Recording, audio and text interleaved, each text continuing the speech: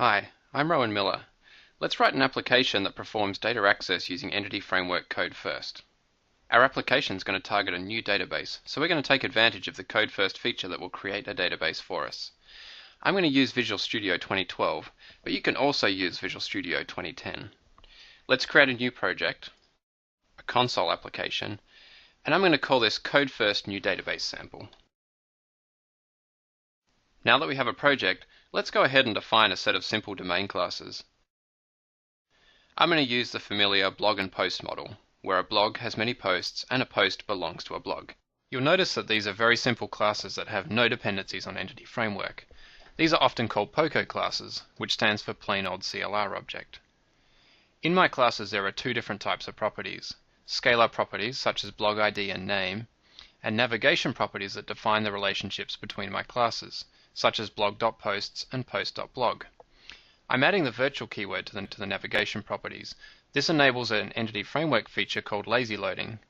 This feature means that Entity Framework will automatically query and populate the contents of these properties whenever I try to access them. Now that we've defined our classes, let's use Code First to perform data access. To do that, we're going to need to add Entity Framework to our project, and I'm going to do that using NuGet. Within the Manage NuGet Packages dialog, I'm going to select the Online tab, then the Entity Framework package and click Install.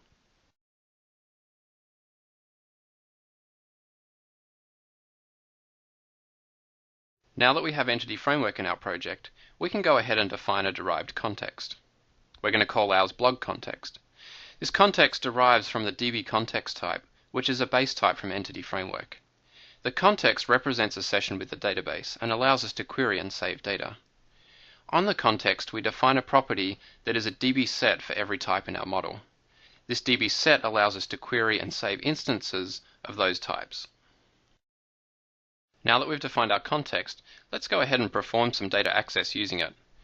Whenever we use a context, we need to wrap it in a using statement to ensure that any resources are freed up when we're finished with the context. Let's prompt the user for a name for a new blog. Once we've read this name in, we can create a new instance of the blog class with the name assigned. We can then add that instance to the blogs property on our context. Remember, that's a DB set of blog. Once we've done that, we can save changes, which will push all pending changes we've made to the context to the database. In this example, that is a single insert for the new blog. Let's also write a link query that selects all blogs from the database ordered by name. We can then for each over the results of that query and write out the name of each blog to the console. Let's go ahead and run our application and see what happens. As expected, we're prompted for a name for a blog. I'm going to enter ado.net blog. We then see a list of all blogs from the database printed out to the screen. At the moment, that's just the single blog we just inserted. Now, one thing that's interesting is we didn't do anything to set up a database. If I go and look at my local DB instance, I'll see that CodeFirst has actually created a new database for me called CodeFirstNewDatabase sample.blog context. That's the fully qualified name of our derived context.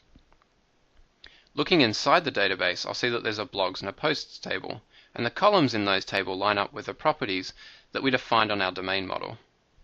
What CodeFirst is doing here is using a set of conventions to work out what the schema should look like based on the classes. Rest assured, there's plenty of opportunity to change the conventions if you don't like what it's doing by default. Now, Visual Studio 2012 comes with LocalDB, whereas Visual Studio 2010 came with SQL Express. So if I had SQL Express installed, as would be the case if I was using Visual Studio 2010, CodeFirst would have created the database on SQL Express rather than LocalDB. Now, as our application evolves over time, we're going to need to make changes to the domain model. And that, in return, is going to mean we need to make changes to the database schema. To do this, we're going to make use of a feature called CodeFirst Migrations. To start using CodeFirst Migrations, I'm going to open Package Manager console and run the Enable Migrations command.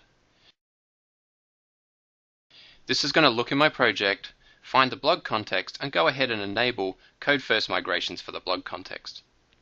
Doing this has added two things to my project inside the Migrations folder. The first one is to add a configuration class.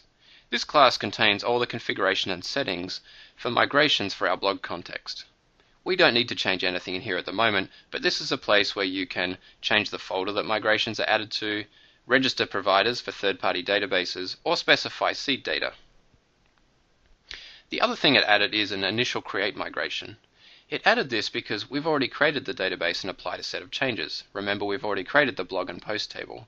If we look inside this migration, we'll see some code that represents creating that blog and post table in the database. CodeFirstMigrations has also recorded in my local database that this migration has already been applied. Now that we've enabled migrations, let's go ahead and make a change to our domain model. To keep things simple, I just want to add a URL property to the blog class.